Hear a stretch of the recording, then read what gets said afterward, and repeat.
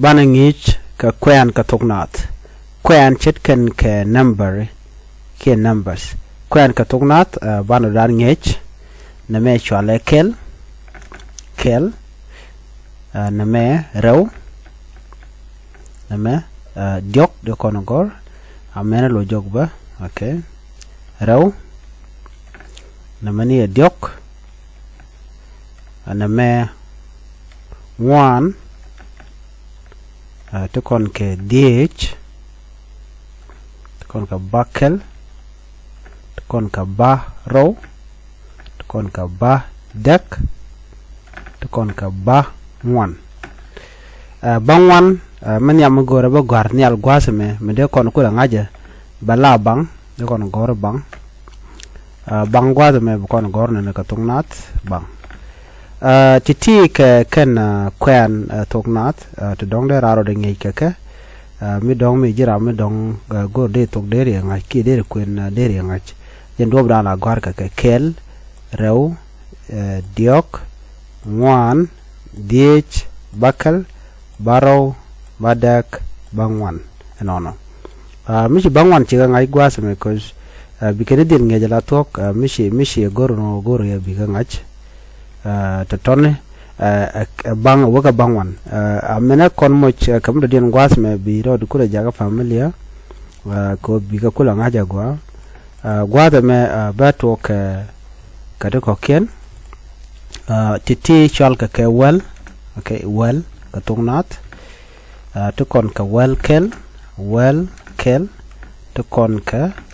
well raw enono ala mishi ngaje no bi ngaje no wero ka 12 well kel ke 11 well ke 10 so bi chutna wona ka well bangwan anon ko kenen kon dong la na nyon mar dien dong de gor gwad me da law na me chale jandang ro okay jen dang ro ko tungnat to kon ke bi chulele jandang ro wi de kel yo mi chi lel 21 ki jandang ro kel jen dang row with the ki widian kel ki widian kel then man bugor gwadam bu chu ka jen diok titi chala ke jen diok baka moch baka jaga kwi ko bi akul to understanding yes jen diok yo bilel jen diok with the kel enana jen diok with the kel ki jen diok widian kel de kono gerna jendang rew with the kel banele lade with the kel yom jende with the kel ci gor bu ka jen wan na me chale jen wan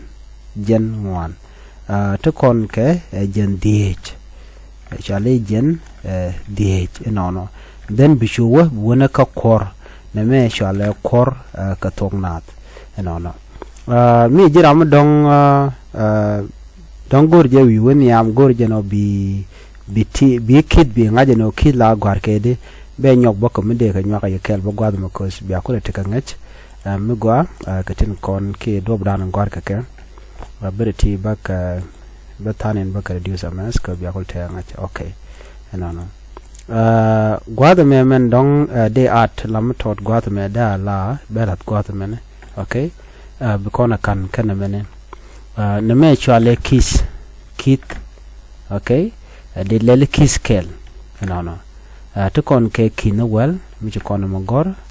tane gor no kino well kiss ni well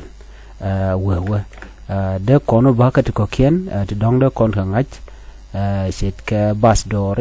de la kiss time door wona ka time door de kon chol chere mi million to tone no ka tungnat